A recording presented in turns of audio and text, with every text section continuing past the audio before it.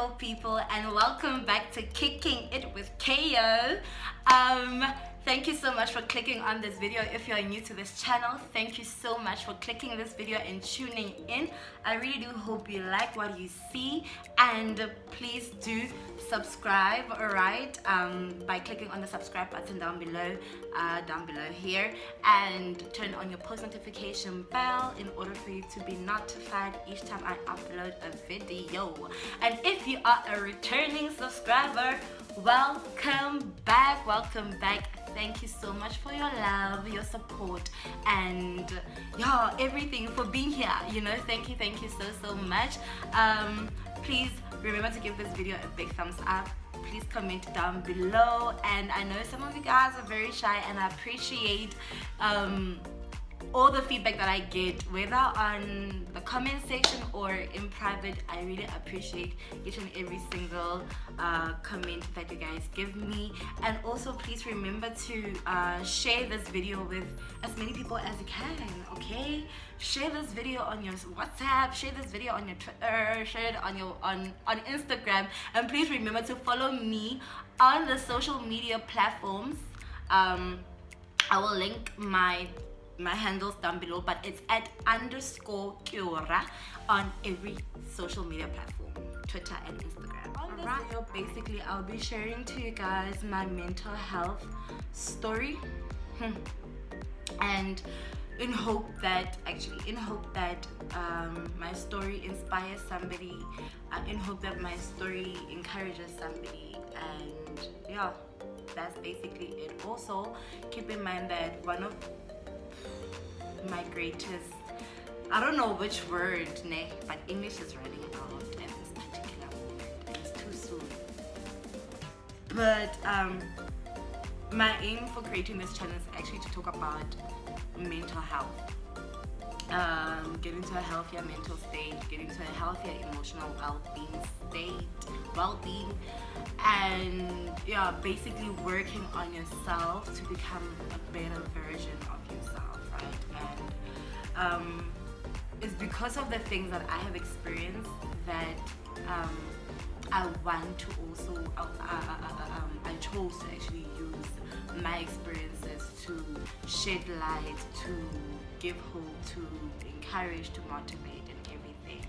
So I really hope that this video will change your life. Please do share it with someone who needs to hear it, because it might just give them hope. I really do hope so. I really do hope and pray that it does give somebody out there some hope.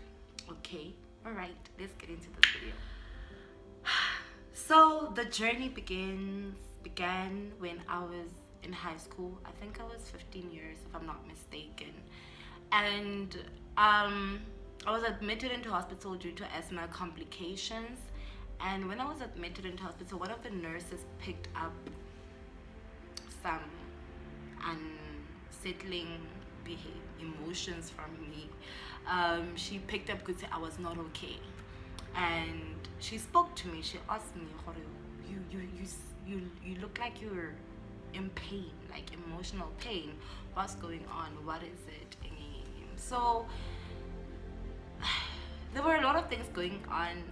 Not even a lot of things going on at home. Let me just say I had strict parents, and I had strict parents, very strict parents, and other factors. But that one stands out because of it affected me quite a lot.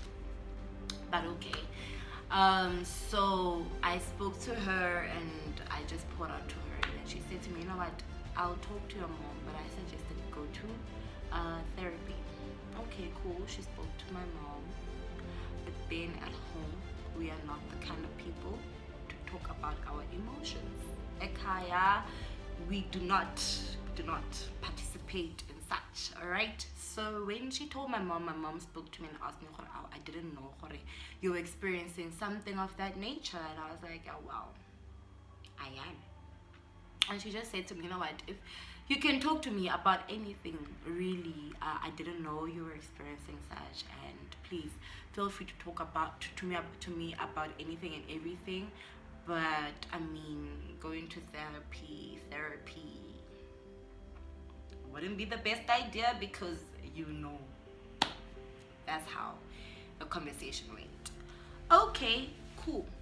Now, in as much as I could talk to my mom about anything and everything, I couldn't talk to her about anything and everything, really. But it's fine. We kept it moving. Also, at that time, I just told myself, you know what, life gets better. So, I'll be okay. I'll be fine.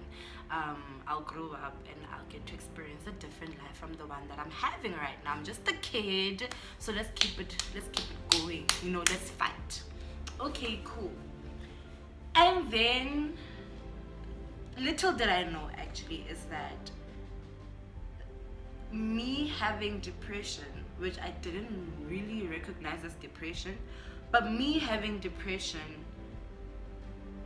resulted in so much emptiness. I think that's what depression is. I don't know. But I was empty. So empty on the inside that I would seek emotional validation. Actually, I would seek external validation, not even emotional validation. I seeked out external validation. Now, if you, I've posted, I've spoken about it before. Guys, please pardon my English. My mind is all over the place. I've posted a video where I talk about my thingy, me trying to fit in, me chasing clout, right?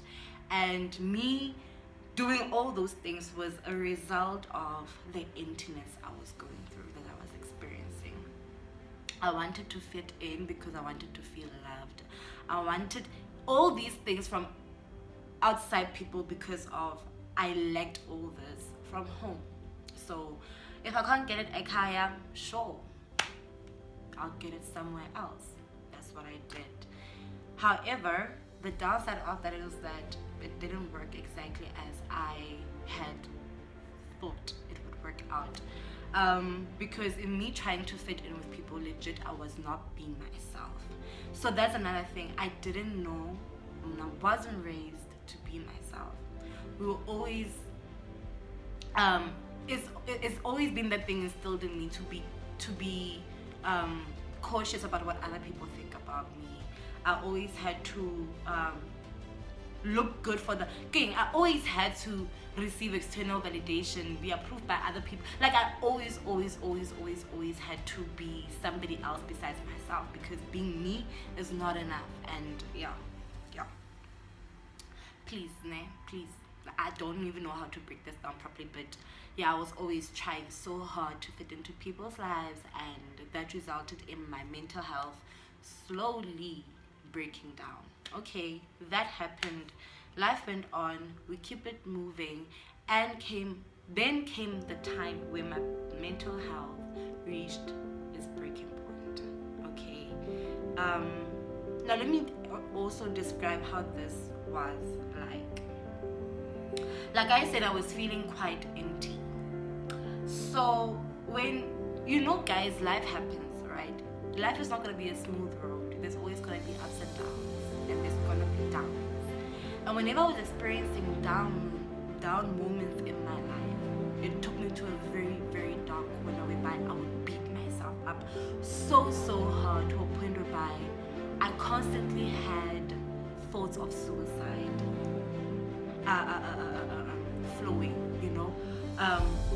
If it's not suicidal thoughts, it's me injuring myself. So the only thing at that time that kept me from dying was because of I was iguana.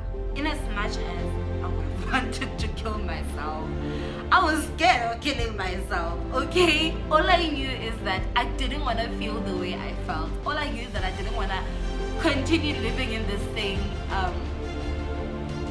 Experiences, and you can't stop that from happening. It's life. These things happen.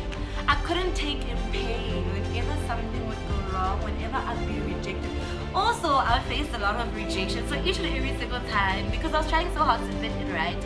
So each and every single time I got rejected, I would actually beat myself up about it, and I would want to kill myself because this world does not love me. I do not belong here, so I might as well just go away from this world because I am not of this world. So what am I doing here? I never fit in anywhere. In my social circle, in church, And if you also watch my other video, which I will try to link it down in the description box, where I talk about my spiritual journey, and that for me was and will always be my life, right? And now your footy, some days it would deka, you know, because I would set my own, I would want to be this person who's recognized in church. And when I was not recognized in church,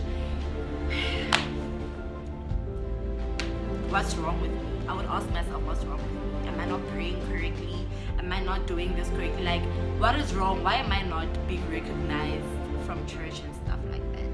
But okay. So there's a lot. I'll make a video about that one day, because it's gonna make me I'll tell you about how my spiritual journey also had a lot of downs. It had a lot of downs. Okay. So fast forward to 2019. Like I said, because I was feeling things, whenever I experienced pain, I would go to a dark place and I would go into suicidal thoughts. 2019 was the worst. Okay, it was no better, it was the worst. It was the worst. That's where I reached my breaking point. Wow. No, it was the beginning of my breaking point. And well, okay, let me tell you how it started. Everything was okay, everything was good. I was working and I was doing my final year. And also another thing, I was in a relationship. Now, here's me, right? I had always told myself that I'm going to tell my parents about my sexuality once I have met the one. Okay? So I told myself only and only once I'm sure, because hey, they will dribble you in relationships, and I was not about to go and hang my head over somebody who's going to dribble me, because in a way I kind of knew at home they would take my coming out a little bit, you know. So I needed a stable relationship that gave me the courage to come out, and knowing this stable relationship will always be there. Okay, cool. Then so I was in that kind of relationship, the kind of relationship that gave me the courage and motivation for me to come and tell my mom, listen, Oaks. Also, my mom and I had a very open relationship. We could talk about almost everything. Of course, there's limitations to what you can tell your parents, so yeah, there was always limits, but in general, me and my mom were quite close. We spoke about anything and everything. Okay, cool. Kengoku, we must tell her, listen, mother, this is what's going on. And I only told her because my partner and I were talking about serious commitment situations. We were having, hey, beku tense, beku hectic, beku massa, you understand? So I was like, nah, man, let me just do what's right. Because from her side, from her family, they know about her sexuality. And I was just like, it's only fair, Nami Akaya, they know. When I tell you, oh, I didn't know what I just dug my own grave. I told my mom, and I kind of expected her to react in some sort of a harsh way, but I didn't expect all of that. Everything else that came after being harsh. Also, another thing is I come from a very strict Christian background. So my parents are very Christian, you know, typical Christian, and a lot of Christians do not condone homosexuality, all right? Really. So, yeah, it was hard.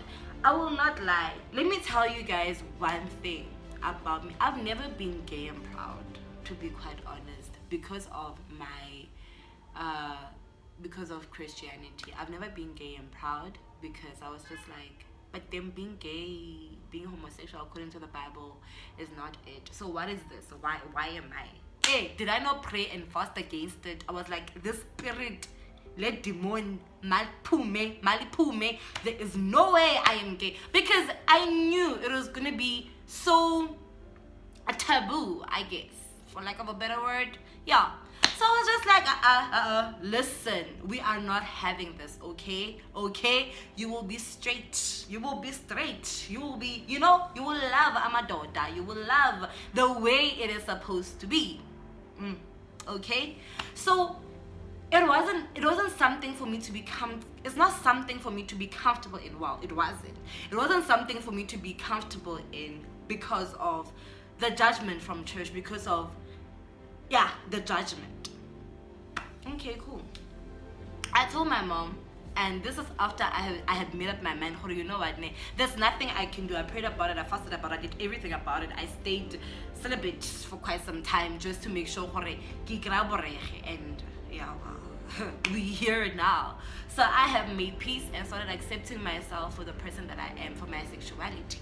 And I knew that as soon as I accept myself, that I don't need anybody else to accept me. However, I do need my parents to accept me because they are my parents. I need to.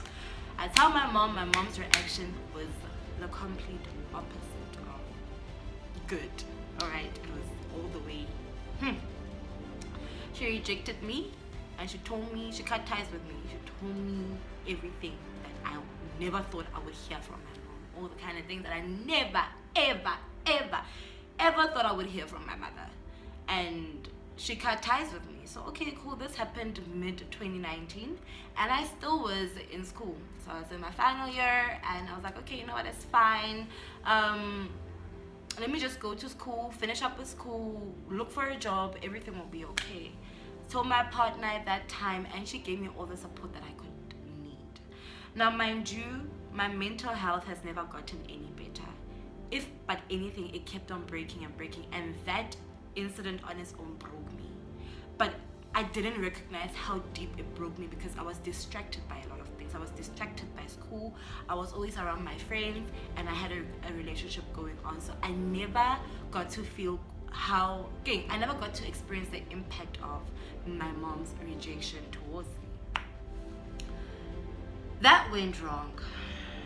I also left church because I was not about to, for my own personal reasons. Actually, I'm not going to disclose that, honestly, please. I left church, and then, so mind you, I've lost so far 2 things. They were my life. And of course, I left church because I cannot continue going to church. I mean, they've never said anything about my sexuality, if I'm being quite honest. But, I mean, you know.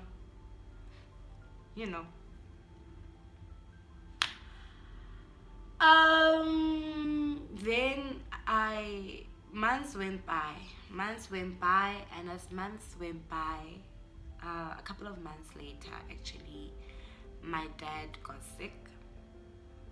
He got sick so quickly, and he passed away. I hadn't told my dad about my sexuality. My dad was so strict, he was going to kill me with his bare hands. Okay, I kid you not, he was going to kill me with his bare hands. Please, that man was very strict, and he was a very traditional man. So then he passed away, and I went to the funeral. Okay, cool. In as much as my mom had cut ties with me, I mean, he's my father. Like, I've known him for all my life. What do you mean? I did go to the funeral, and that happened. And regardless of the circumstances, I was reminded of how evil I am on everything and everything. Okay, cool. Came back, continued with life. I didn't, if I'm being honest, so these are three things happening in 1 year. And in any of these events, I haven't actually went for therapy or everything. Like I said, I was okay. I was running on survival mode, but I wasn't even aware of it, right? Because right, man, everything was going wrong, but at the same time, I had things that were holding me down, right? So, okay, cool. I went and I finished school. Hey, it was hard though. It was hard. my mental health was still shaky. Every time things would go wrong again, I would go to that dark place, and somewhere there I attempted suicide. I wrote letters and I overdosed. Okay?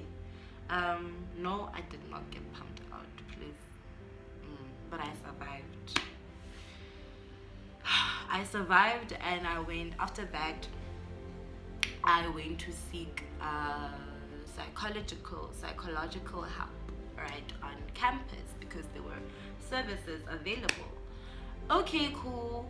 Here's what's tricky about my mental health situation.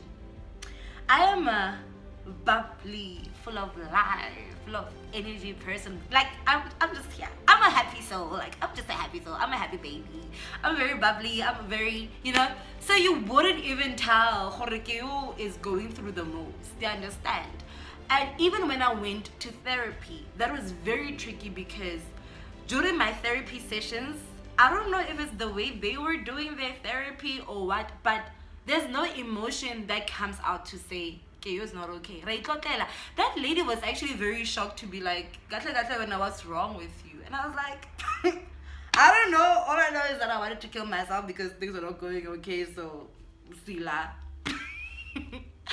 However, with that same energy, right?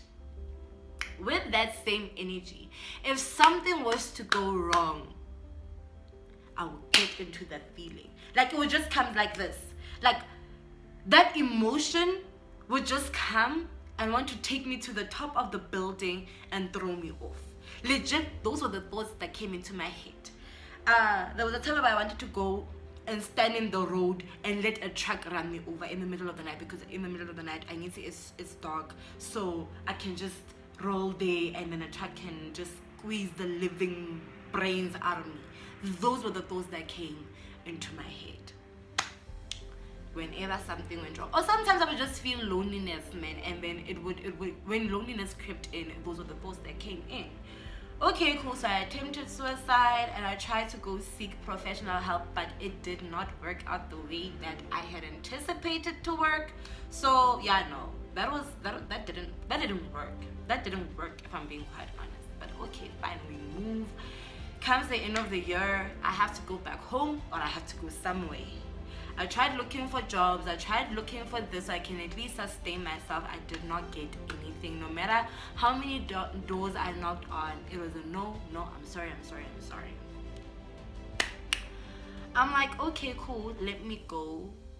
Where? I don't know, because at that time my partner couldn't accommodate me, because financially it is a lot. So I went home. Well, it was a you don't have a job, so you obviously coming back home. You are done with school. What else would you be staying in Joburg for? So I went home, and home was hell. Okay, respectfully. It was bad. Okay, cool. I tried to keep up with it. There were times whereby I would be able to snap out of it because we were around people. It's Christmas, so who busy. But once the festive season was over, and Nakona Futi, that was a very heavy festive season. In the beginning of the year, I lost my grandmother from my mom's side, and we were we were close. That's where we used to have Christmas together, so it was yeah. So it was a very heavy festive season, but fortunately we managed, we were distracted, so we never got to go into those conversations. Festive season ended, back to life, back to reality, and that's when the real situation came into place. That's when every single day, in everything, in every moment, in every small thing, I got attacked. Things were said to me. Also, at that very time as well, my relationship was slowly declining. Okay. moving out from Joburg, my friendships were teka-teki. So the relationship between my friends and I virtually was not good. It was good because we were around each other, but then now that we're far apart, yeah, it wasn't stable. So a lot of things were falling apart, if I can say, or that's at least how it looked like in my eyes. Because remember, I wasn't everything to me was just bad. Everything to me, you know, everything was just a mess at that time in my eyes. At that time, you couldn't reason to me and make me see anything good at that time because mentally I was not okay. I think it's safe to say I wasn't stable, you know. Okay, cool. And then my partner at that time reached out to me to say, listen, I can see you're really not okay. You're really not okay. So how about you come through and then we'll figure things out. I mean, I know getting a job is hard from this side, but we'll figure things out. I'm like, okay, cool. And then I left home. Made up a story and I left. I was like, you know what? Now here's one thing. My relationship was already falling apart. Ne? In my head, I was like, while I'm getting my life together, that side, hopefully this will resuscitate my relationship. That was me in my head. So this relationship with my mother is already ruined. She's not turning back from this one unless I am straight, and that is not about to happen. That is not about to happen. Okay, cool.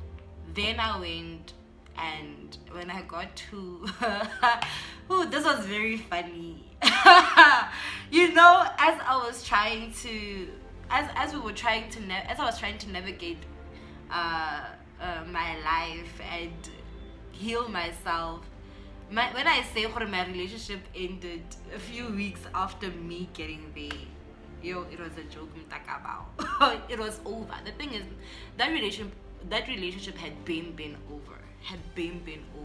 But yeah, I'm one person who fights all the way until the end, and I legit needed that relationship to stand because I had nothing else in my life that was going good. And for me at that time, my relationship with this person was the only good thing that was happening in my life. So if it ends, then it's tied with me because everything else is gone. I don't have my friends anymore. My dad passed away. My grandmother passed away. My family have turned their backs on me. I don't have a job. I don't have nothing. So please, this relationship needs to work, whether it likes it or not. And what did it do? It did not work out. Don't do that to yourself. Don't put your power on things. Oh yeah, things went south. Okay?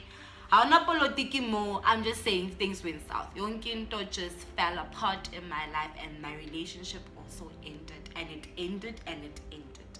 And it ended. Okay? Full stop. But however, she was like, because at home it's hectic already, you don't have to leave. You can still work on yourself and heal yourself mentally. Like, you can stay here until your life, until you can get back on your own feet. Now, listen, judge me all you want. I chose to stay there because I was stuck between a rock and a hard place. None of those two places were going to get me in a better mental state. But I wasn't sober enough. My mind wasn't okay enough for me to make any proper decision. So for me, it made sense. Let me rather be here because Kituloko high because it was bad. Now I'm going, hey, and also the shame of, because my mom didn't know where I was going, but I feel like she low-key knew where was I going. So the shame of going back home, I told you so. I told you. I wasn't ready to take on that I told you so shame. This thing of yours, of your sexuality is just nonsense. You can see now your people, where are they? So that was me. So I chose to stay, and I told myself I will work on myself, I will fix myself, I will heal myself, I'll get myself to a much more better mental health state, blah blah blah blah blah. All things will come together and they shall work for good. And then lockdown happened. Hey, whoo, as if anything else could go wrong. Ne? This was 2020, and it's as if anything else could go wrong. Lockdown happened.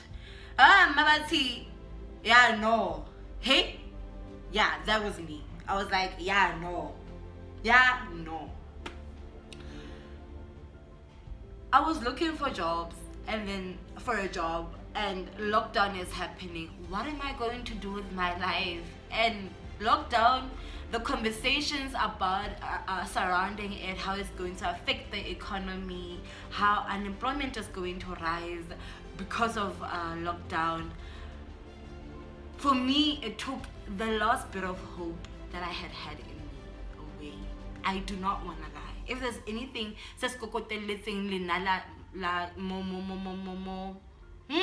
the last nail into the coffin, yes. Yeah, no, that was that. Lockdown is what killed everything in me. I didn't have hope in anything else but me getting a job. But then when lockdown happened, I was like, it's chai, girl. It's chai. Like, what's going to happen next? When I tell you that I had nothing worth fighting for, believe you me. Okay? My mental health has always been in shambles, but this time I was tested beyond my capacity. And I made a decision one day, one morning. This was after me praying. I prayed. I asked God. I did everything and no answer came. And I was like, you know what? Surely, I did everything I can, and I am sure it's time for me to now die. So this time, because the other time I was overdosed and it didn't work, I am not going to make sure I can survive at all. Now I'm gonna be brutal, you know? I'm gonna make sure I do a good job. And I didn't leave letters like the other time. No, I was done. Letters for who? Letters for who? Messages to who? Who cared? At that time, who cared? Nobody cared.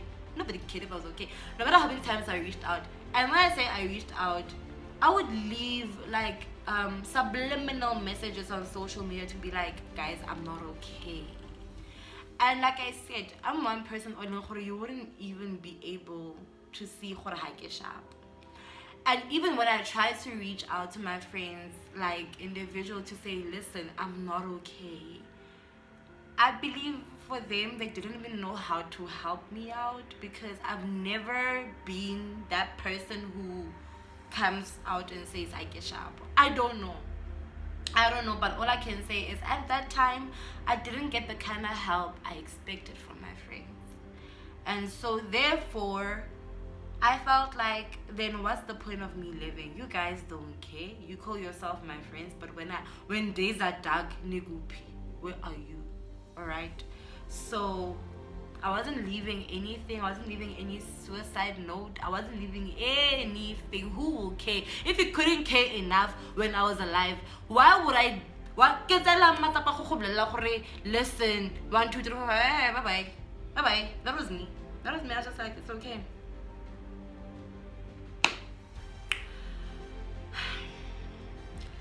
So I made that decision that I'm going to end my life, and I didn't even show any hints, any warnings, nothing. Alright? And I remember on that day, my plan was I'm going to take a knife, butcher's knife, and I'm going to stab myself somewhere. But on the left side, it's either on my hand or in my heart. Somewhere there was gonna make, I knew on that day what I was going to do. But I was going to leave the house and go do it at a nearby park, because there was a park nearby which I used to enjoy chilling at when I was not okay. So I was gonna go to the park and then let everything happen there. At least, but I torture, you understand? I was very thoughtful. So I was like, let me leave. And as I was about to leave the house and go there, so my ex was at work and she wasn't supposed to come back home that night. She was going somewhere. And yeah, she then made a change of plans and she said, listen, I'm coming. I'm like, oh, okay, interesting. What's going on? Oh, batang, we say you're not coming. But anyway, she said, I'm coming. And she said to me, we really need to talk. I was like, okay, this is hectic. This is serious. What's going on? So I waited for her. And as I was waiting for her, she came and she spoke to me. She said to me, what's going on?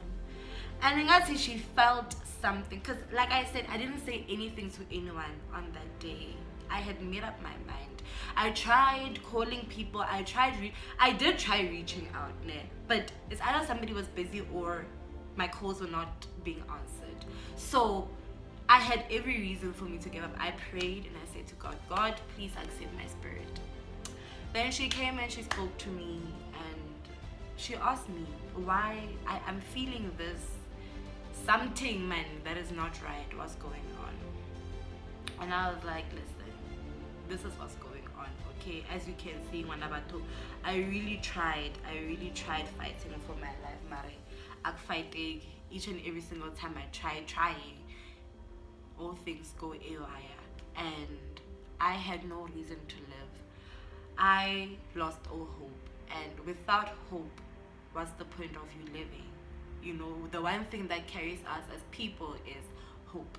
So I had no hope. The only hope I had is that I was going to leave this world and go to a better place, one with no worries, one whereby I will not be cast out for my sexuality, one whereby I would not even have to worry about my sexuality, a place of peace, a place of comfort, a place of joy. You know, Lana Emhlabeni, I've been through so much. I've been crying out for help for so many years, and finally I will get to a place where I don't experience this feeling of emptiness. So please, I've made up my mind. You know, I've made peace with me dying. Okay, it's okay. If God did not answer my prayers then when I'm on earth, then why else would He want to save me from killing myself? Because I've been asking for help. I've been coming to you. You know, He surely did not want me here, because of if He did, He would have made things better. But then now everything fell apart. I lost everything. Everything that mattered to me. I was shattered. I was so shattered. And I'm not gonna lie to you guys, I don't remember how the conversation went, okay? But clearly I'm here now. Somewhere, somehow, I promised myself never ever to attempt suicide again. Not to allow those thoughts to come to my head again, because life will throw you with lemons, will throw you with rocks and bricks and everything. You just have to fight your way through it. And I promised myself killing myself is not an option, so I will fight for my life no matter how tough it gets. And I did just that, okay? I did that no matter how hard it was, no matter how painful it was. 1 year later, I'm here now, you know, I'm here now, and the work, okay? The work and the results. Hey! I still didn't go for any therapy. But I put in work. I watched videos, I read books, I prayed, I fasted. I did the work with what I had at that time, and I'm at a way better mental state than before. Ever. This is the best mental position that I've ever been, ever in my life. I can take in bad news and be like, okay, this door has closed. Okay, let's now start looking for opportunities. I can take in rejection and not beat myself up about it. People will reject you in different ways. You know, I can take in anything and be okay. Yes, I cry. I still cry when I go through a bad day, but it doesn't lead me all the way up to now taking my life.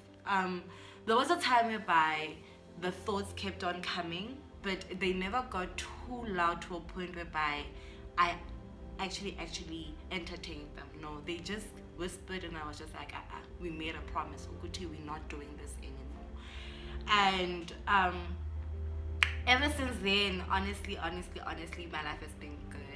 And I am so grateful to God. Okay, He does answer prayers, even though it seems and feels like He isn't. And in terms of my relationship with my mother and my sexuality, my mom and I we're at a good place. Can't say very good, we're at a good place. However, let's just not touch my sexuality one, because it's a sensitive one.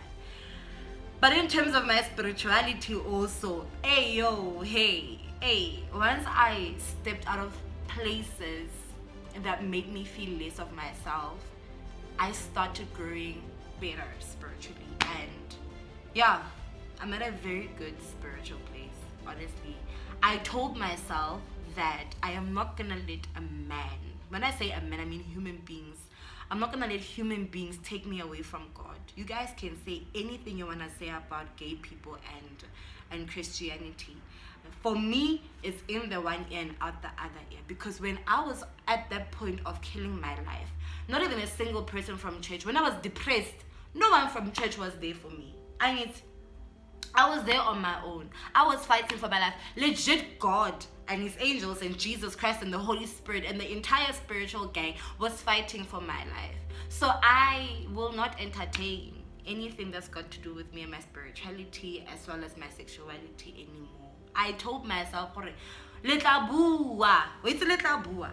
I am definitely gonna be gay and proud, because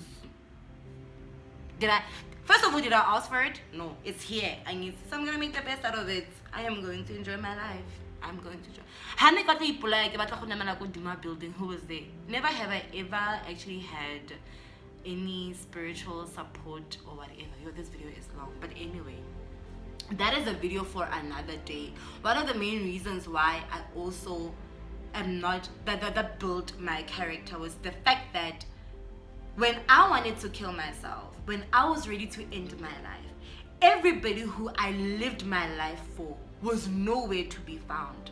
The people who I was trying to look good for, to please and to satisfy, were nowhere to be found. I made calls, I sent messages, I sought help, I cried for help, and everybody who I have always been there for was nowhere near my rescue when I needed them the most. When I needed someone the most, nobody was there. So please, tell me why I should be living for people. Tell me why I should be taking criticism to heart. Tell me why I should be taking judgment seriously. When at the time in my life was a mess, none of those people who whereby I was making adjustments for were there for me. You understand? So when I moved out of depression, I was just like, nah, I am not doing this thing anymore. I'm living for people. I'm trying to fit in. I'm trying to da. Listen, this ends today. And so zendipila bantu mna. Hakesa philela batho, because batho abana nnete. Batho ba tshepagale. Motho tla go latlha. Whether ke ngwana mmao or a se ngwana mmao, batho ba tla go latlha. And that's on that. And that is on that. So, my point is, let's come back. I really hope that this video does encourage someone and inspire someone. I will be talking about the things that I did that helped me to get to a good mentally healthy state, as you know, as per my channels.